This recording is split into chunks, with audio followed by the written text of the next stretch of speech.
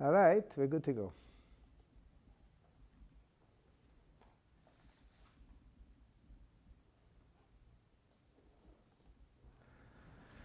Okay, welcome. It's Matzah time. And tonight we're going to talk about blessings. So this is a continuing series. And I don't want you to be afraid of all these big books. I'm going to try to make it simple. But I want you to see the sources. We're learning the Haggadah. And we went through the entirety of Magid. I'm pretty sure the entirety of Magid is actually all recorded. And then Magid ended, and we had a transformation. We transitioned to part 2 of the Seder. And part 2 of the Seder is where the speaking part for now is over, and now it's time to eat. So we had the Night of Cups. 1 cup ends the telling, that's the 2nd cup. And then there's a cup of water with which we wash our hands. Now this is a very simple Haggadah that I have over here for you. Just very simple. But so you can look inside. We're on page 40 over here. Right? You finish off, you see, Borei Pri Hagofen, and then comes Rochza. And Rochza means now the hands are washed with the recital of the blessing for washing the hands. And then comes Motzei, and then comes Matzah. So I've been thinking for a long time of how to make what we're going to learn tonight simple. And this is what I came up with. Let's turn back to the very beginning of the Haggadah, before everything. Before, go to page 16 where it says Seder Haggadah, the order of the Haggadah. And underneath the word Seder Haggadah, where the Alter Rebbe gives the instructions, Yesader, Al Shulchan Eikaira, Begimel Matzos, Menochem Zalzeh, you arrange on your Seder plate 3 matzos, which are placed one on top of the other. They're different customs. This is the custom we follow. And the Alter Rebbe talks about what the matzos represent, and he talks about the different items that are placed upon the Ka'orah. And then, before we go on to Kiddush, there's something called Siman Seder Shel Pesach. The order of the Pesach Seder. You see it on page 16? Page 17? So we have Kadesh. You know, there's a song people sing. Kadesh Orchatz Karpas Yachatz. Okay, so Kadesh is number 1. What does that mean? Kiddush. Urchatz, we wash our hands. No blessing. This is just going to be for the big dip. Or the little dip. Karpas. A big dip, little nibble. Yachatz, we break a matzah. Oh, it's time to eat. No, not time to eat. We're just breaking matzahs now. We're not eating. We're still setting up the Seder plate because the matzah is going to be one of our show and tell items. We're going to be telling the story using the matzah as a visual aid. So we're not eating it. And then, of course, comes Magid. A long story. This is a big part of the Haggadah. Lion's share of the Pesach night. And then comes Rochza. Then we're going to wash our hands. Okay. Then comes Motzei, and then comes Matzah. So what is Motzei and what is Matzah? A lot of people think that Motzei Matzah means take out the matzah. Or you find the matzah, because they get confused between the afikomen that they hid and had to find the matzah. What exactly is Motzei? There are 15 orders for the Seder night, and this is one of the orders. Matzah, we know what matzah is. Matzah is you have to make a blessing and eat matzah. Moror is eating the bitter herbs. Korech is when you sandwich the matzah and the moror together. Shulchan Aruch, what everybody's waiting for. The meal is finally served. Tzafun, now we got to bring out the afikomen. And then Beirach, we make a blessing. Halal, we sing Hashem's praises. And we reach the level of Nirtzah. God is pleased with our efforts on this most magical night. What exactly is Motzei? I tried this out today. I asked a bunch of different people, smart people, learned people, but I mean, not learned in Judaism necessarily, but just smart people, and they've all been to say that. I said, what is Motzei? And not a single one knew. I said, aha, I'm onto something here. People don't know. So what is Motzei? What is it? It's a mozi, it's a bracha over the... That's an order? That's an order of the Seder? Making a bracha of hamotzi? You see hagofen over here? It should be kadesh, urchatz, karpas, yachatz, hagofen. Urchatz is a hand washing. It has a blessing. We don't say urchatz bracha. We say urchatz. By the way, in urchatz you don't make a bracha. In rachza you do make a bracha. But urchatz is not different than rachza. It's not broken into two. It's not that there's rachza, bracha, mozi, matzah. We don't make the bar pregofen into an order. We don't even make the drinking of cups into an order. In fact, the drinking of cups do not figure in the order of the Pesach Seder. At no point is there drink, shtia, lishtot, yayin. Doesn't show up. So what is mozi? What is this? Tonight we are going to solve this mystery. We're going to solve this mystery in a way that will transform the way you view the Seder. A portion of the Seder is going to be very different. Tonight's focus is going to be on mozi. What is mozi? And you could see clearly that it's a separate order because you go to page 40 and 41 in the English, and what do you see? Mozi. Martin was not wrong. Dr. Kushner said mozi is making a bracha. Well, that's all we get. Mozi is a bracha. But the Alter Rebbe writes in the little print, "V'yikach hamatzos keseder sheinicham." You take the matzah in the order that they have been placed on your table, on your Seder plate, and you have the prusa, the broken piece, is between the two whole matzot, v'yochzeim biyado v'yavarech, and you hold them in your hand and you make a bracha. So mozi is not just a bracha. Mozi is a holding. What is that? How did that become a thing? How did that become an order? Holding matzah becomes an order? We do it challah on Shabbos. So let's take a look at now let's see what the Rebbe comments over here. Mozi matzah. The Rebbe says, in the Rebbe's commentary he writes, Mozi va'achar kach matzah. Mozi, and only afterwards matzah. Now, the Rebbe seems to be talking not about the orders of mozi and matzah, but rather the Rebbe seems to be talking about the blessings. He says there's a blessing of mozi, hamotzi, and achar kach, a blessing on matzah. So what's the obvious question? What's the obvious question? Which is the more important blessing tonight? Which is the more important activity? What's the real novelty of tonight? That we're making hamotzi or that we're eating matzah? Eating matzah. So the question then is, why do we make a bracha of hamotzi and then afterwards a bracha of matzah? Now I want to tell you something very interesting.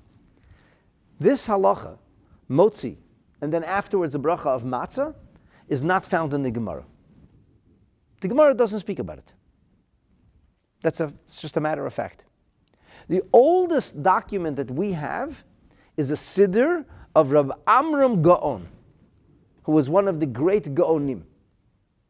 We're going back approximately 1,000 years, 1,100 years ago, to the period of the Gaonim, maybe even more, maybe 12 centuries ago.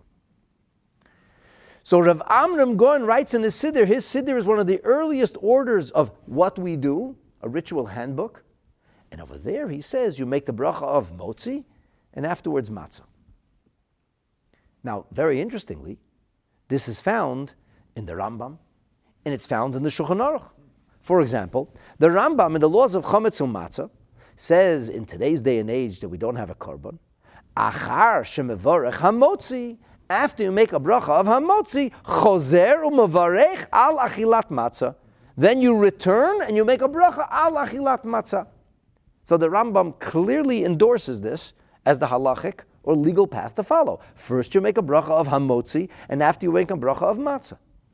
Fascinatingly, none of the commentaries on Rambam, at least not the classic ones, speak about this. They don't discuss it. What they do discuss is the fact that the Rambam says after umetabel matzah becharoset ve'ochel, then you dip the matzah in charoset, and everybody goes crazy. The Magid Mishnah speaks about it, the Lechem Mishnah speaks about it, the Migdal Ois, everybody talks about this. Why are you dipping the matzah? Where did this come from? Whoever heard of dipping matzah in charoses? Now, this is I'm not going to talk about that. That's a big subject for a different night. Nobody asks Rambam, why do we make a bracha of hamotzi before the bracha of alachilas matzah? Nobody asks the question. Nobody explains anything. Nobody says anything. The halacha is brought down in the Torah. In the Torah, in the beginning of chapter 475 of Orach Chaim, Tafai and Dalet, the Torah says, now we're up to part 2 of the Seder. V'yital yodov, wash your hands. And then you take the ka'ara, you take the Seder plate. Shaham matzot betocha, the matzos are in there. Beseder shehinichu, in the way they've been placed in front of you. Hashleima lemala, the whole matzah on the top. Prusa tachteha, the broken one underneath it. V'yivarech al hashleima, you make a bracha on the whole matzah, and the bracha you make is hamotzi. And then the Torah says something very interesting, which we don't do. He says v'yivtza, you break the matzah. And then after you break the matzah, but don't eat, just break the matzah. Then, don't eat it ad sheyivarech al haprusa, till you make a bracha on the broken piece of matzah, and the bracha should be made al achilat matzah. So according to the Torah, not only you recite the bracha of hamotzi first, you make a bracha of hamotzi over the top matzah, you break the matzah, but you don't eat the matzah until you make a bracha of al achilat matzah on the broken piece.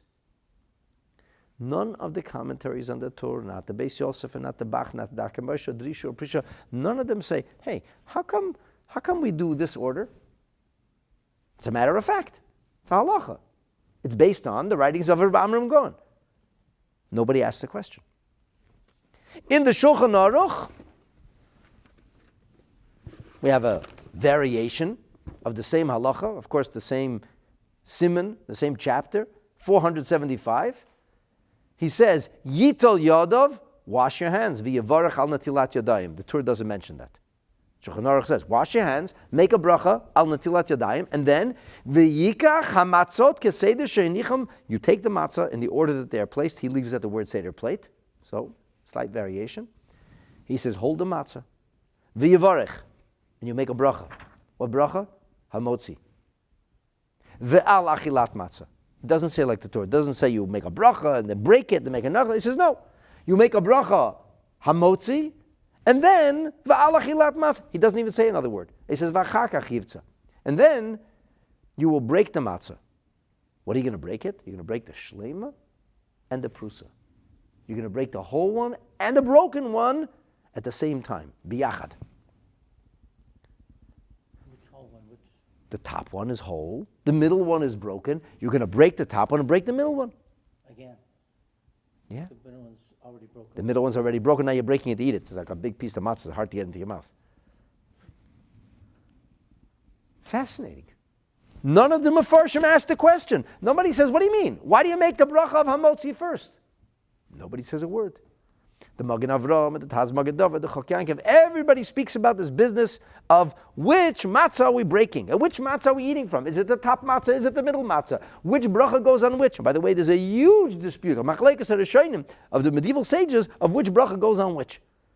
Nobody stops to say, okay, one second, why indeed do we make a bracha of hamotzi before a bracha of matzah? Nobody says anything. And I want to tell you something unbelievable. I don't even know how many hours I spent on this, preparing this class today. I basically spent my whole day in this. I cannot find a single one of the Mefarshim, not a single one of the codifiers or the commentaries who explain why we make a bracha of hamotzi and only afterwards make a bracha of the matzah. Now the closest we get is the Avu Darham. The Avu Darham, he says, Mevorech al hashleima, he holds the other way around. He says, you make a bracha of hamotzi on the broken matzah. And he says, matter of fact, this is the birchat hanenin. This is the bracha for eating. because there's different kinds of brachot. There are brachat hanenin, a blessing you make over pleasure. You enjoy something from Hashem's world, you make a bracha. You're going to eat or drink, you make a bracha. You're going to smell something beautiful and aromatic, you make a bracha. Then there's a different kind of brachot called brachat hamitzvot, the brachas of mitzvot. You put on tefillin, you affix a mezuzah, you light Shabbat candles, you make a bracha. It's a different kind of bracha. And then there's something called brachat hashevach, blessings of praise, of thanksgiving. The most famous of them is shehechianu. So the Avudah Ham says, you make the bracha, doesn't ask a question, but he matter of fact comments. He make the bracha of Motzei, and he says, because it's a birchat hanehenin, hakodemet lebirchat hamatzah, which comes before birchat hamatzah. And then, afterwards, you make the bracha on the shlema, and he says, the archa de milta, the mevar chinan, kudshabrichu the apek lachmam ara. The way, the decent way, the normal way is that you thank Hashem for his sustenance first. And then you go ahead and you make a bracha on the matzah which is being eaten. So Avudah Ham kind of mentions this. He doesn't ask the question, he kind of mentions it. Nobody outright says, okay, we have to understand why is Hamotzi going before the concept of matzah. And I'm going to add something. If the bracha of Hamotzi is just a Hamotzi bracha, why is it part of the order of the Seder? Hagafen is not part of the order of the Seder. Why is Motzei part of the Seder? If it's just a question of a regular bracha over something you're eating, you should have Hagafens, 4 of them, or at least 3. When we say El Mechia, yeah, we connect to Haaretz and the item as well. So is there a tie-in to the power of the earth? That's a good point, Doc. That's a very good point. A power into the tire of the earth. El Mechia, we say El Haaretz ve'al, and the item as well. Yeah, we thank Hashem because in Berchat Hamazon we have to thank Hashem for both. Berchat Hamazon is connected to the land of Israel. Not only that which the land produces, but that's the bracha after we eat. So hold the thought. It separates the Haaretz and... It does make a difference, a distinction, because there's multiple things we thank Hashem for at Berchat Hamazon. Okay. The only one that I found that deals with this question directly is the Rebbe himself. Up until the Rebbe wrote this, nobody addresses this.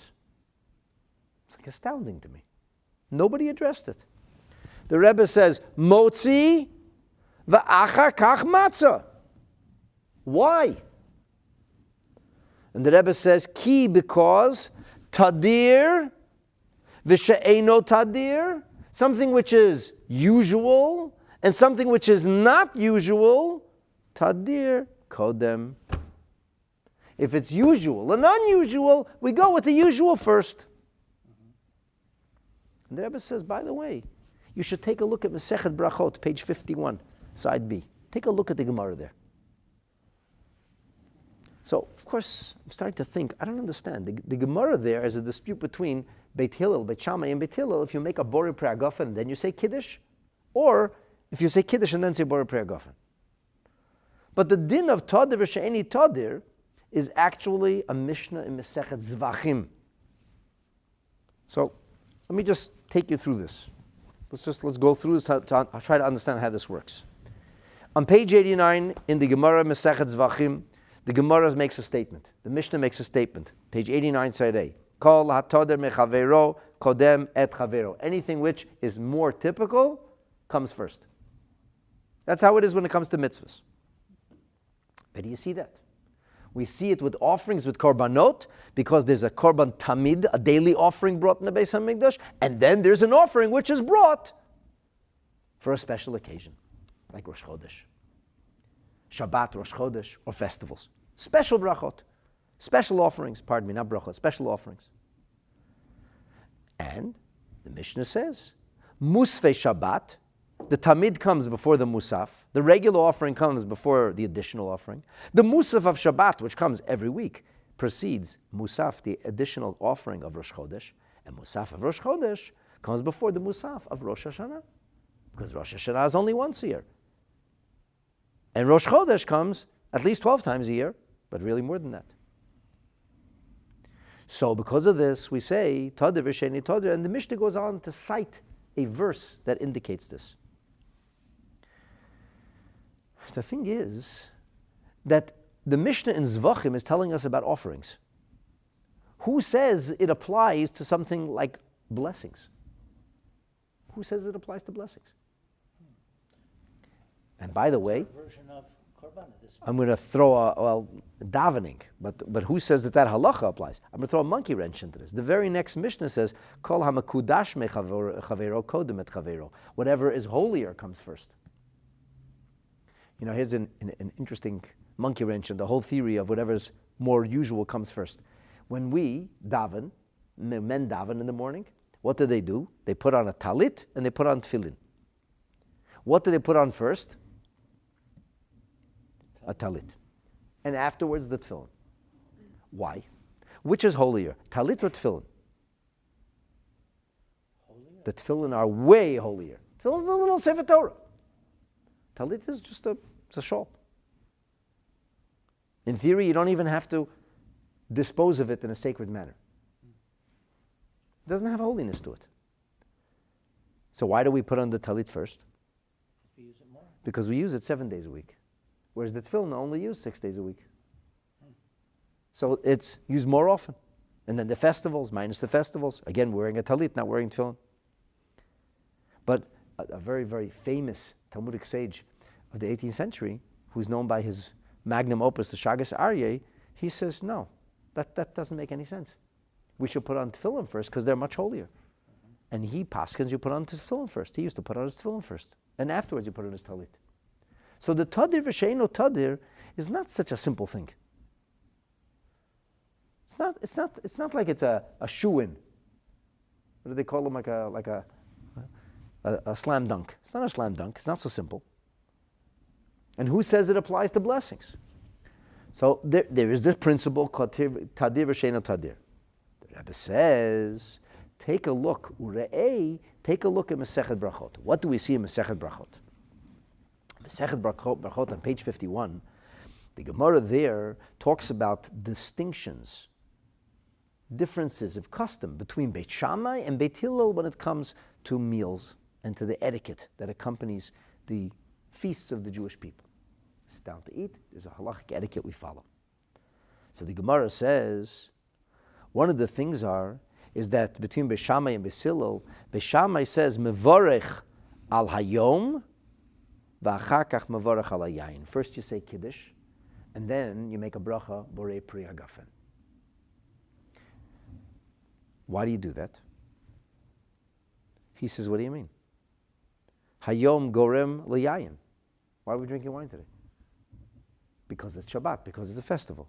So the only reason you're drinking wine, the only reason you're raising a glass of wine is because you have a mitzvah to make Kiddush. So make Kiddush. That comes first. And then, Beit Shammai has another reason. By the time you make Kiddush, is it Yom Tov yet? Usually it is. It's already Shabbat. Usually it is. He says the holiness came first. If the holiness came first, make a bracha over the day. Start off your Kiddush. And then after sanctifying the day, then you'll make a bracha, borei pri hagafen. Beit Hillel says no. Beit Hillel says, I don't agree. Mevorech al hayayin. You make a bracha on the wine first. V'achar kach, and afterwards, mevarech al hayom. Then you make a bracha of Kiddush. How will your Kiddush start? Savrim Ranan. Baruch atah Hashem, borei pri hagafen. And after you make a blessing over the wine, then you make a blessing over the Kiddush, over the day. Why is that?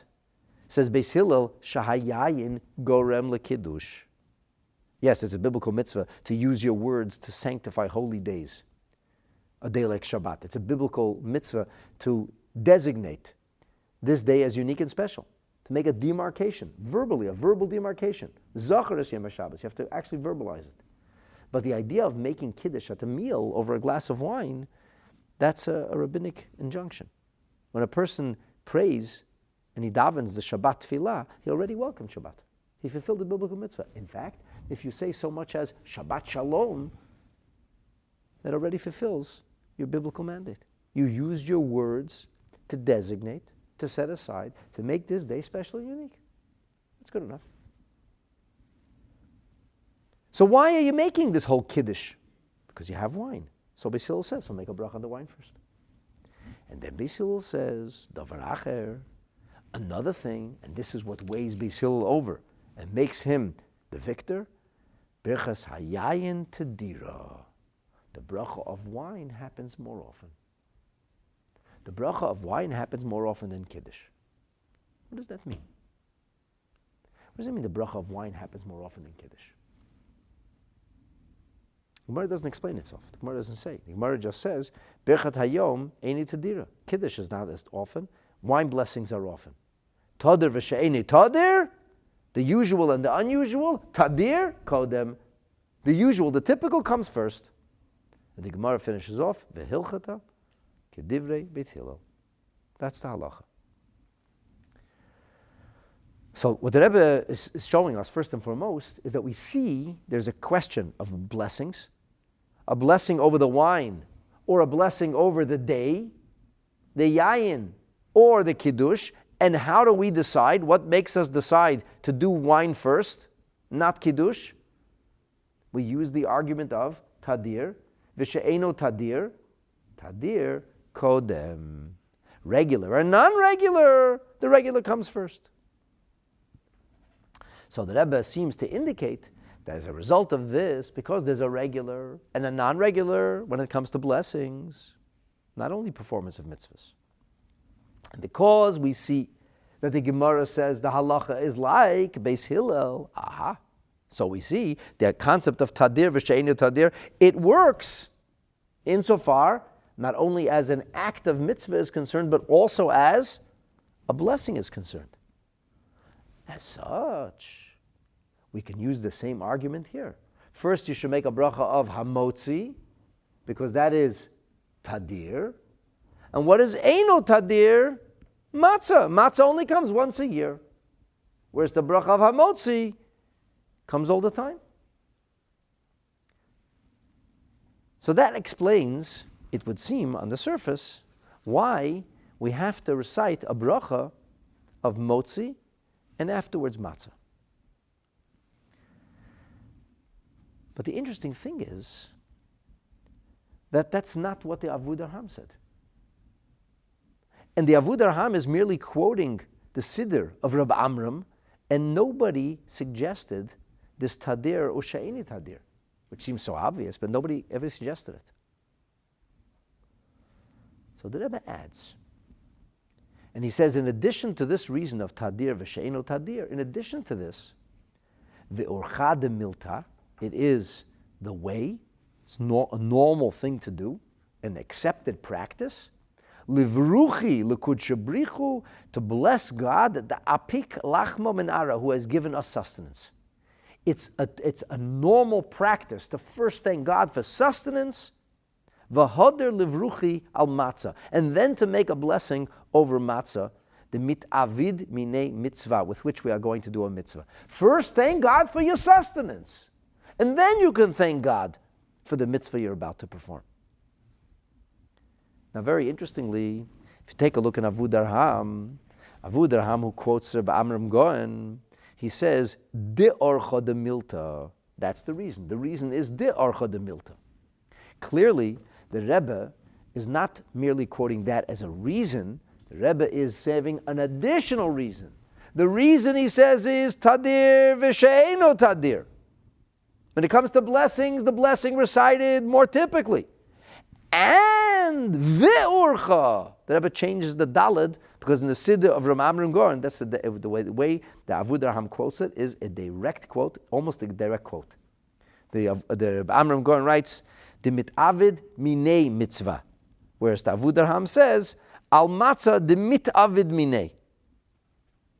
Slightly different. The Siddur of Rebbe Amram Goren says that it's urcha de milta, it's a decent normative thing to do, it's the way, the right thing to do.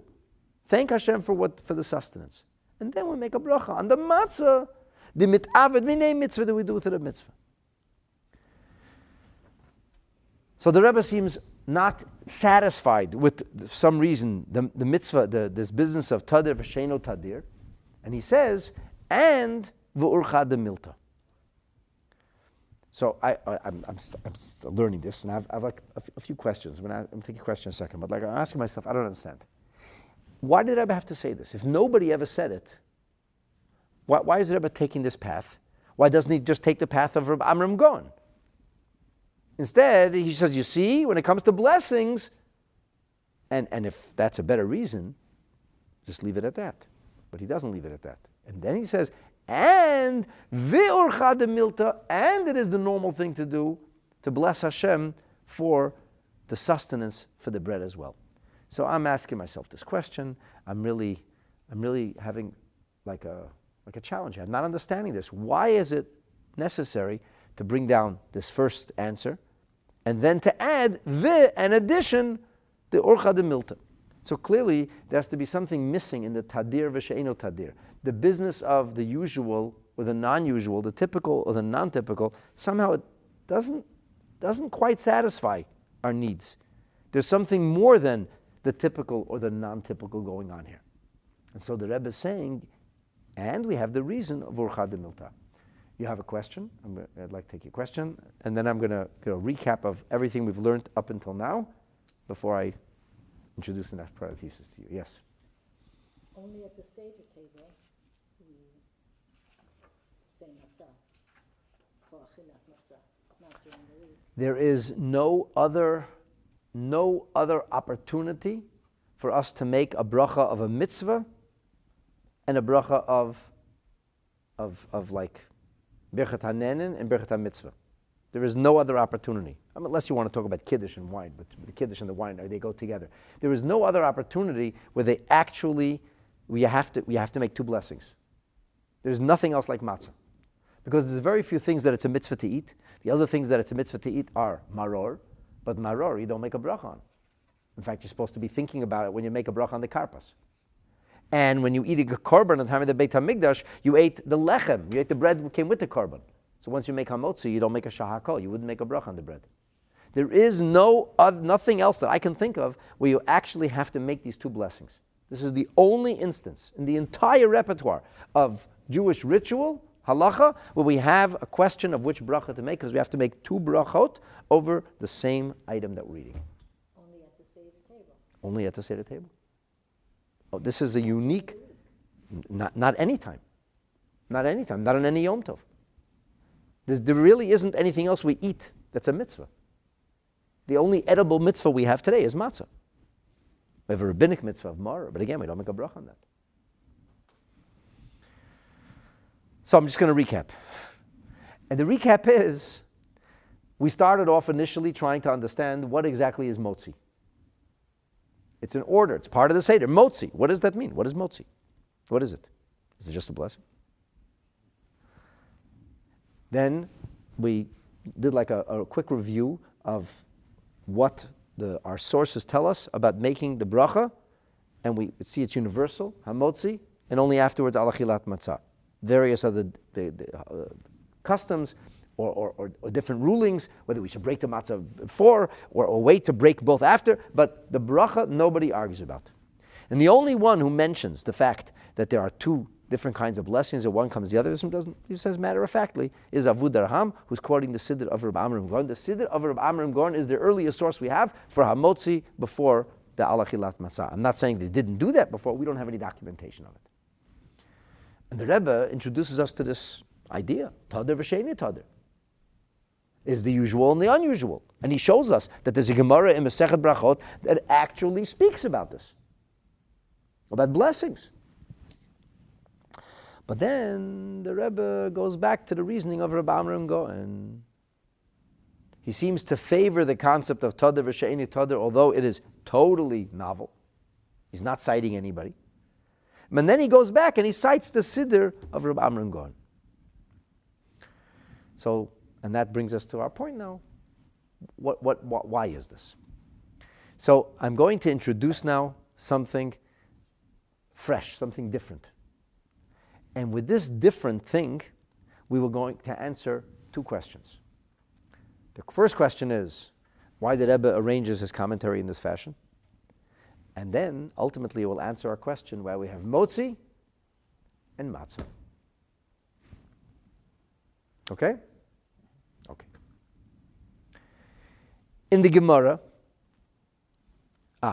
before I do that, I'm going to share with you a commentary on the Tosefta. The Tosefta is the codicil of Mishnah genre teachings, and many of the things that the Gemara talks about are actually mentioned in the Tosefta. The Tosefta is only formally arranged after the Mishnah is already complete. The sages of the Talmud knew the entire Tosefta, and they would oftentimes quote the Tosefta. The Tosefta says clearly the words of the Gemara. Beis Shammai and Beis Hillel have this difference. Do you make a bracha on the wine, or do you make a bracha on the Kiddush, on the day? The opinion of Beis Shammai is quoted here. Mavarach al Hayom, because Hayom gorem liyayin, it's the day that causes the wine. Vikvar kodash Hayom, the day has already arrived. A little shorter than the Gemara, but the same idea. Beit Hillel says, no. Mavarach al hayayin. First you make a blessing on the border prayer offering over the wine. Then you make a bracha over the day. Shahayayin gorem likedusha. Slightly different from the Gemara. And then he says, Davar acher, birchat hayayin, the blessing of yayin is tadir. And birchat hayom eino tadir. The blessing of the day is not typical. The blessing of the yayin is typical. There's a commentary from the 16th century called the Minchas Bikurim. 17th century. Minchas Bikurim says like this. What do you mean yayin is tadir? What does that mean? Most people drink wine once a week when they make Kiddush. In general, like a good kosher wine was an oxymoron once upon a time. This is only about 30, 40 years old that you get good kosher wine. It was like putrid stuff. When did Jews drink wine? And you made Kiddush. What's so tadir about it? In the time of the Gemara, wine was very expensive. People couldn't afford wine for Havdalah even. Many people didn't make wine for Havdalah because they couldn't afford it. They'd make Kiddush on wine once a week. So the Minchas Bikurim says, no, that's not correct. Yayin is tadir. Because whenever you recite Birchat Hamazon, you're supposed to recite it over a glass of wine. You may not, or you may, but that's how it's supposed to be. So, ideally, yeah, whenever you have a mizuman, and Hayom Yom, the Rebbe says clearly that we follow that opinion of Shulchan Aruch, that whenever you have a mizuman, you're supposed to make, some people think you only recite over a glass of wine at a wedding. No, you're supposed to make a glass of wine all the time. In other words, it's not just a question of drinking wine. It's a question of a mitzvah of wine. There's the mitzvah of yayin, which shows up all the time at Birchat Hamazon and Kiddush, and the mitzvah of Kiddush, which only comes once a week. That's what the Minchas Bikurim says. So this got me thinking.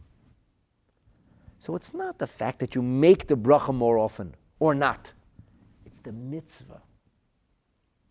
It's the mitzvah. So I want to suggest something very, very different. When we say that the mozi is a bracha that comes more often, we mean the mitzvah of the mozi. The mitzvah of the mozi? Yes. What am I talking about? I'll tell you exactly what I'm talking about. In fact, I'm going to quote Rashi and Rashbam on the Gemara in Masechet Pesachim on page 116. The Gemara says, are we making a bracha? Why do we call matzah what we call it? Is it broken bread, poor people's bread? What's it about? And Rashi says like this. The broken bread, levarach ala chilat matzah. The prusa, the broken bread, is to make a bracha ala chilat matzah. But why do we have 3 matzot then? So he says, v'shtei shleimot, 2 whole matzot, maisi we bring mishum birchat hamotzi. We bring 2 whole matzot to make a bracha of hamotzi. You don't need a whole matzah to make a bracha of hamotzi. You don't need 2 whole matzot to make a bracha of hamotzi. If you eat a piece of bread, you still have to make a bracha of hamotzi. What is Rashi talking about? Says Rashi, Dilei gora misha'or yomim toivim. Passover, Pesach night is not different than any other Yom Tov night. Shetzarech livtzoa al shtei kikrot shleimot. You have to make a bracha on 2 loaves. What's that called? It's called Lechem Mishnah. It's called Lechem Mishnah. The Rashbam says the same thing. Shtei shleimot ma'tinan mishum hamotzi deligara mishar yomim tovim. Shetzarech livtzoa shtei kikarot. In other words, this is the idea of Lechem Mishnah. Lechem Mishnah commemorates the miracle of the manna. Every day we were instructed to go out and collect the manna, the food for that day. We were totally dependent on God. God was trying to get us used to being dependent on Him. That's called living with bitachon, living with trust. You were dependent on God. There's no guarantees in life. You trust in Hashem. So He tried to condition us like that for 40 years. But what was the exception? On Friday. On Friday, a double portion fell. So you had enough for Friday and for Shabbat. And we commemorate the miracle of Shabbat, which means a Jew says, every day I go out to work, I don't know if I'm going to have parnasa. That's in Hashem's hands. On Shabbos, I don't worry about parnasa. Why not? Because Hashem gives me parnasa before Shabbat, for Shabbat. And to commemorate this, which is the greatest act of bitachon, trust in Hashem, we make a bracha on 2 loaves. The mozi on Friday night is not just a regular birchat hanenin. It's not just a blessing on food that you eat. The bracha on Friday night is a special mitzvah called the mitzvah of hamotzi. It's a making a bracha. So mozi here doesn't just mean the bracha of hamotzi. Mozi here means Lechem Mishnah. The Tosfos has a whole question. He asked questions of Rashi and the Rashbam. He said, 1 second. We have a medrash that says that the manna did fall on Yom Tov. So he answers back. There's a dispute amongst the medrashim whether Lechem Mishnah was only for Shabbat or for Yom Tov also. And clearly we follow the idea it was for Yom Tov also. In other words, the mozi here is a bracha. It's not just a bracha, it's a mitzvah. Mozi is a code name for the mitzvah of Lechem Mishnah. Because as you see, the Minchas Bikurim understands the Toder v'she'eni Toder by the wine, that it's connected to the mitzvah of wine, not to drinking wine, but mitzvah of wine. Here is a Kiddush mitzvah, and every day there's Birchat HaMazon mitzvah. So the wine is there as mitzvah wine. And here we have the mitzvah of 2 breads. And now I say, we're onto something. And it gets really very interesting. Because in the Gemara in Masechet Pesachim there's a Rosh. And the Rosh cites a fascinating custom. That just like they used to make lachamei toda. And the lachamei toda would be made 10 breads of 3 different kinds. Or 4 different kinds. And each would be made with 3.5 sa'in. So it would be a sa'ah, which is a measure for 3 breads.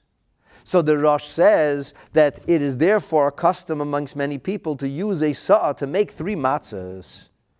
Which, by the way, the reason we have matzos the way they are today. That's the size of the matzos.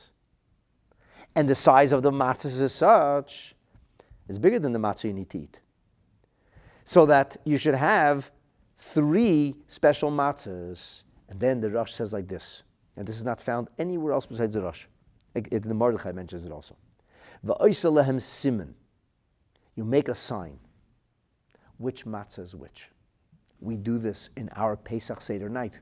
We proverbially label the matzahs. How do we label it? Because we put it in a certain compartment or under a certain cloth. We know which matzah is which. So he says, "Va'isen simon ezer rishona, ezer shnia, ezer shlisha." You know which is the 3 matzahs? Not like a jumble of matzahs. It's in order. Why? Leida eze mehen nitrama rishona shemitzvah b'rishona. Because he says you have to know, just like what you would have in the Beis Hamikdash, they would make these large drums of money that would be collected from the Jewish people. And these drums of money would be used to purchase the daily offerings. And there's a mitzvah to take from the first drum or the first money that comes in, and the drums will be marked Aleph, Beis, Gimel. He says the same thing should also be with the matzos. And then he says you have 3 special matzos earmarked for 3 special mitzvot. What are they? Al harishona, on the first matzah, yivarech, hamotzi. Al haprusa, on the broken middle matzah, yivarech al achilat matzah.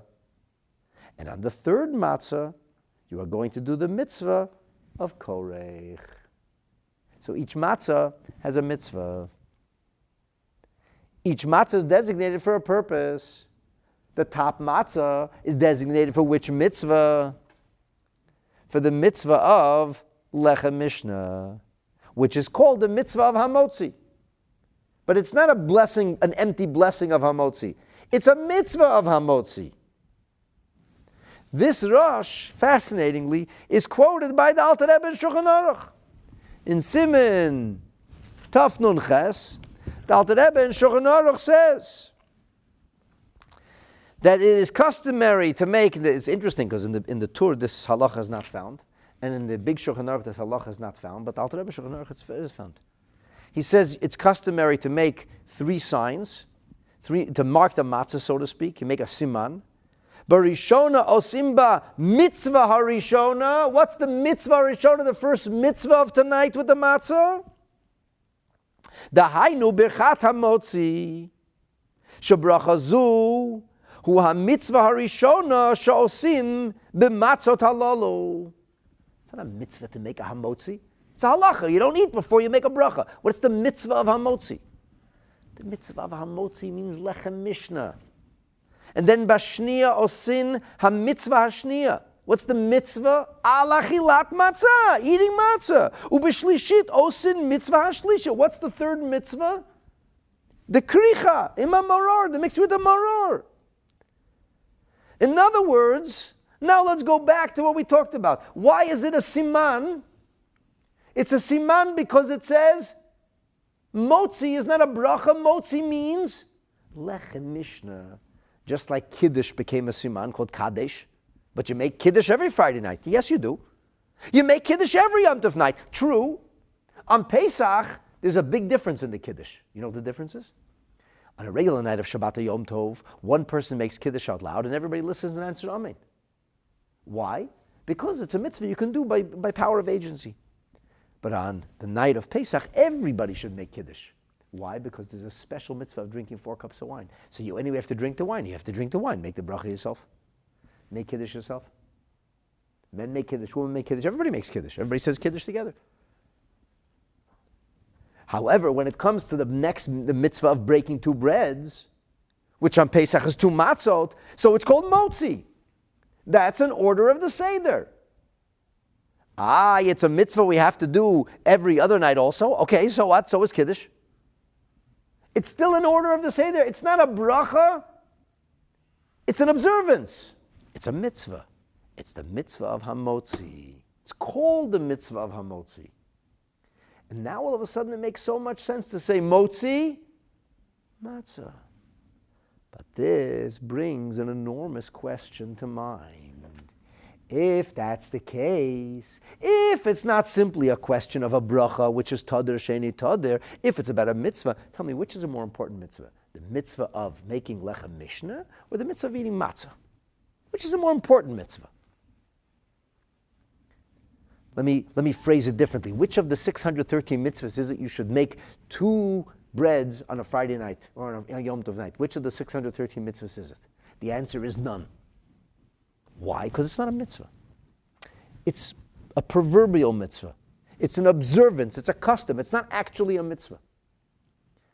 In fact, later on in this very same collection of teachings from the Rebbe, we're going to have a discussion as to whether the meal on Pesach night is biblically mandated or maybe only rabbinically mandated. It's not so simple that it's mandated to have this meal. So, for example, if you look in Alter Rebbe's Shulchan Aruch, where the Alter Rebbe is speaking about the mitzvah of the 3 matzos, why we take 3 matzos. In Siman Tov Ayin Hey, in chapter 275, the Alter Rebbe says, Afal pi shebechol yom tov chayev adam livtzoa lechem mishnah, even though a person is always obligated to make a bracha on 2 breads. But Belel Pesach, there are those who say all you need is 1.5. Why? Because it's a lechamoni. It's missing a vav. It's just a piece. But others say, no. That doesn't mean you should have 1.5. It should mean you should have 2.5. You should have a broken piece for matzah, and then you should have 2 whole ones. And Alter Rebbe says, V'chein minig pashut. That is the broadly accepted custom. Even though there's a huge dispute amongst the Rishonim about this. And therefore, says the Alter Rebbe in chapter 475 of Shulchan Aruch Aveda Chaim, in subsection 4, you have to hold both of the whole matzos with the broken piece in between for birchat hamotzi. And the prusa, the broken piece, will be between those. Don't put the broken piece on top, even though that's the matzah piece, because you have to make the bracha of hamotzi, and only afterwards you make the bracha of matzah. So because you have to make the bracha of mozi before the bracha of matzah, you have to make sure that the whole matzah, which is the bracha that hamotzi is going to be upon, that has to be on the top. So, but here's the problem. The problem is, it would seem, which is the holier, which is the more prominent, which is the bigger mitzvah? It would certainly seem that the bigger mitzvah is eating matzah. In the words of Beishamai, the whole reason we're making hamotzi is because of the matzah. So for this, the Rebbe adds, and it still wouldn't change things, even though it's more than just a blessing, even though it's really this idea of making hamotzi of 2 breads versus the making a bracha of matzah, the urcha de milsa, and now citing Rav Amram Goen, it is just the right thing to do. The proper etiquette is livruchi, to thank Hashem, who has given us sustenance before we thank Hashem, who has given us a mitzvah or make a bracha, but we're making a mitzvah over. Which, by the way, gives us a sense, an inkling of how important it is to show gratitude to Hashem. So it's a tadir v'she'eni tadir insofar as the bracha is concerned. The Alter Rebbe can prove it that the bracha of hamotzi has to go first, but still the Rebbe says, as like I'm suppositioning, the Rebbe is saying that, but there's an issue over here. If it's more than just a bracha, if this ultimately represents the concept of an action of a mitzvah, the mitzvah of matzah is a much bigger mitzvah. So that's why he counters and he adds ve'urcha de milsa, and it's the right thing to do to make a bracha of hamotzi first. Now it all makes sense. Now we understand why there's a mozi. So now we have clarity as to the benediction order of brachas. We understand we have to make a bracha of hamotzi. We understand that we have to hold the 2 matzot together with a broken piece in between. So we're making hamotzi over the whole matzah. Then we drop the 3rd matzah and we hold only the broken matzah and the whole matzah, and we make a bracha ala chilat matzah. And that's a subject for a different class, why we hold both of those matzah when we make the bracha. The answer is because, according to many opinions, it's actually the bracha of matzah is over the whole matzah. But that's to be discussed later on. So now all of a sudden it's starting to make sense. And that brings us to a very interesting place. We have a mitzvah, a bracha which is MIA, missing in action. Since we're so careful about the brachas, and since we know exactly what we're doing here, and since we figured out which bracha comes first and why it comes first, the next question is, which bracha should we be reciting now? The answer is, when you do a mitzvah once a year, what bracha should you make? Shechianu. Where's the Shechianu? It's missing action. So the Rebbe goes now on to address the bracha of Shechianu. Where is the bracha of Shechianu? I just want to see if we have any questions here.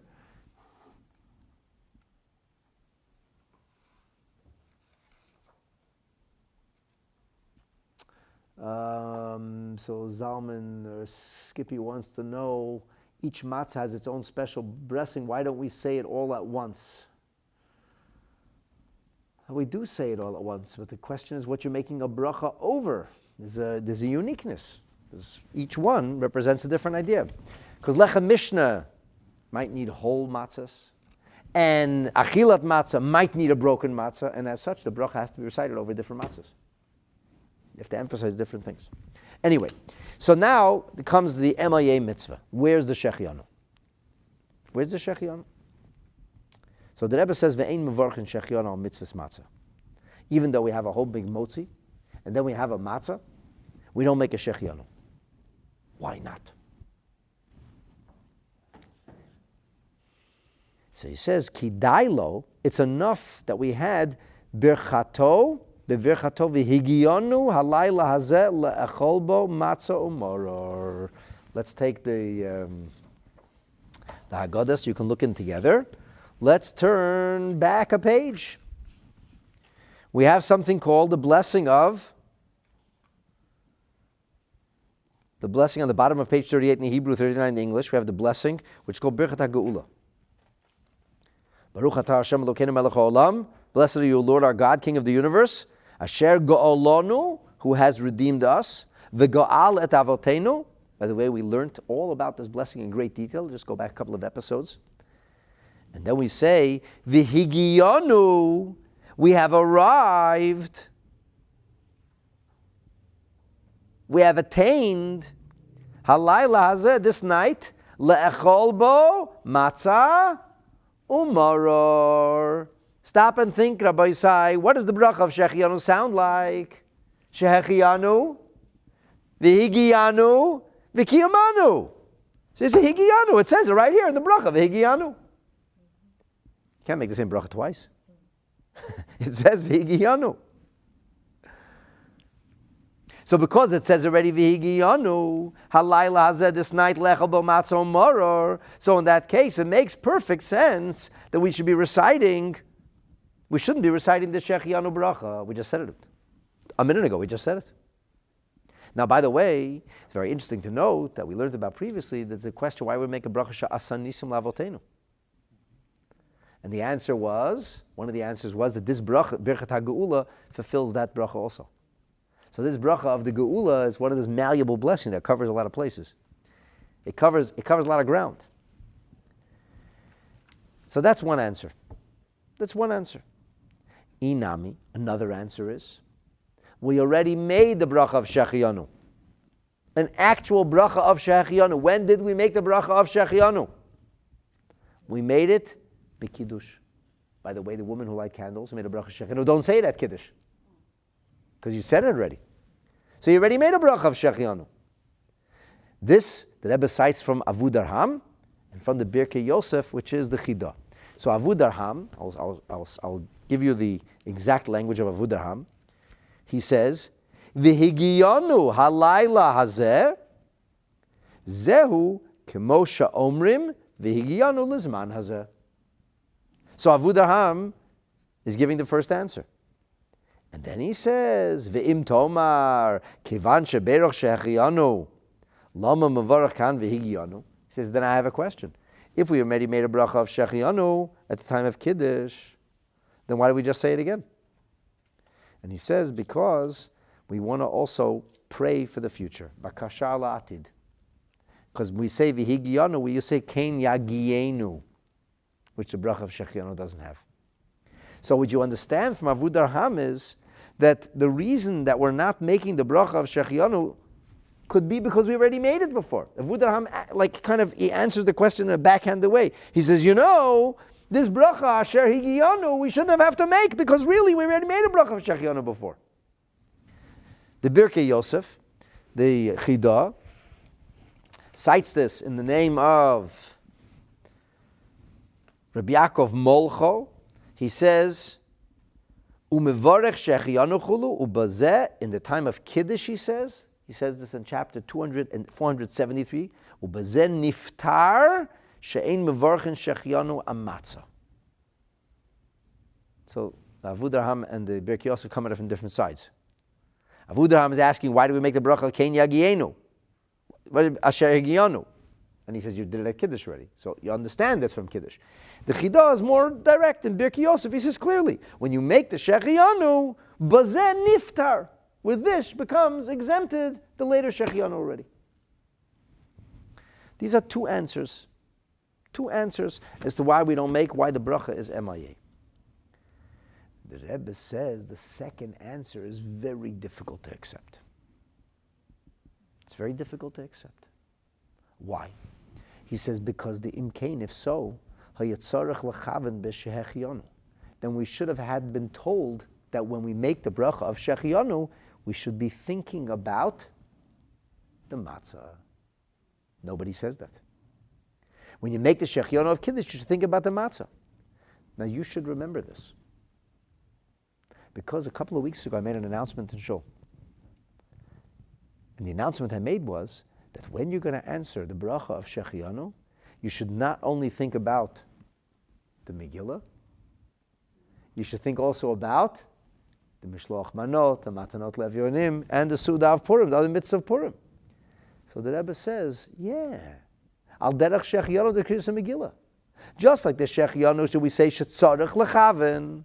You actually have to have it in mind for the Mishloach Manot and the Suda. Kamesha Kosva Shalah, and the Magen Avram cites it in chapter 692. So what does the Shalah say? The Shalah actually spells it out very clearly.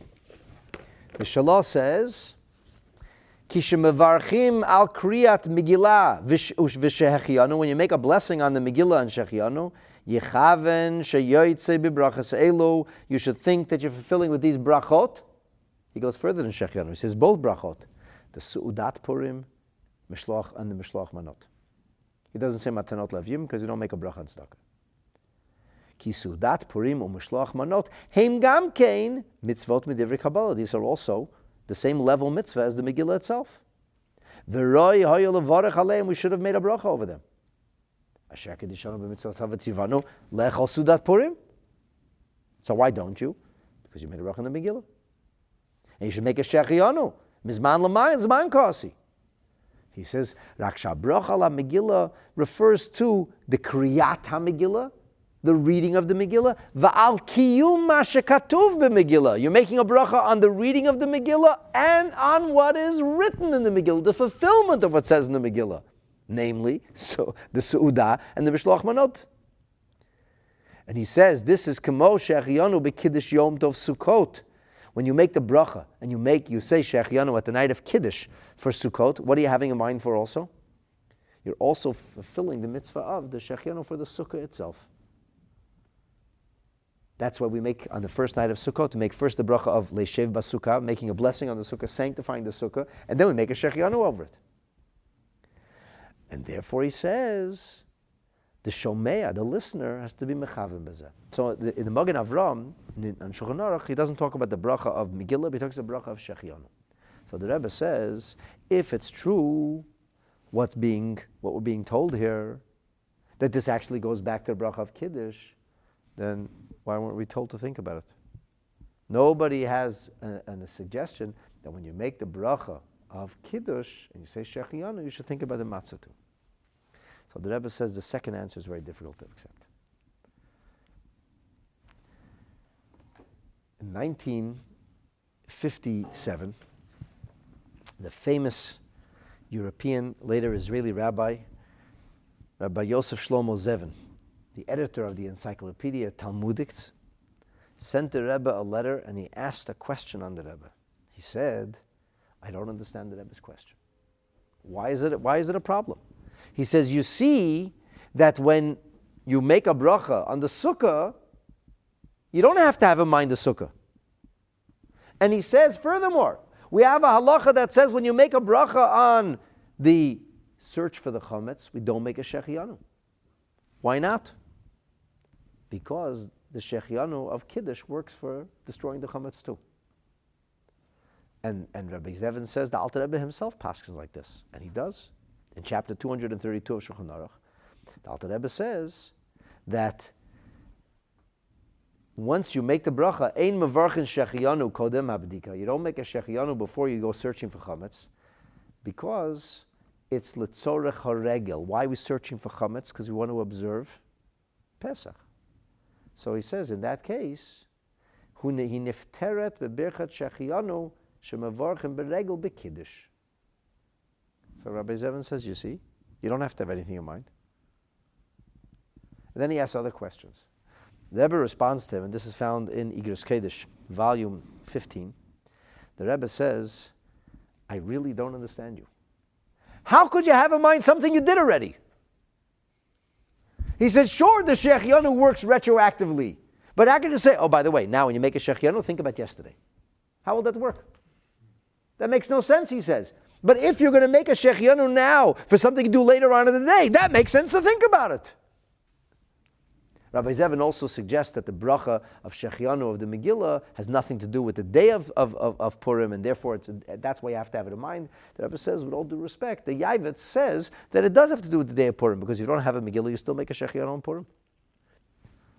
So the Rebbe says it's actually not correct. The distinctions you're trying to force are not correct, and the Rebbe's question remains.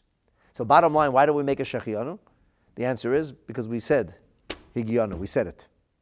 We have a non-traditional shechianu.